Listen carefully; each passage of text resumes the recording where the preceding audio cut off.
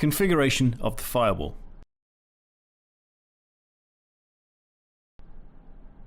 For this demonstration, we are going to use the Windows firewall.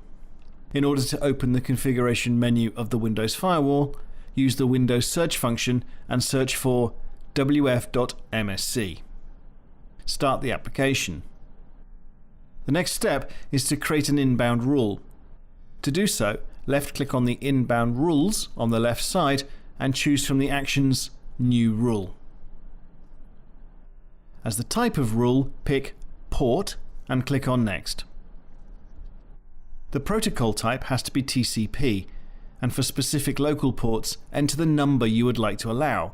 For example, 7070 for the Tosca license server. To see the full list of required ports, please check the Tosca manual. In the next window, select Allow the connection.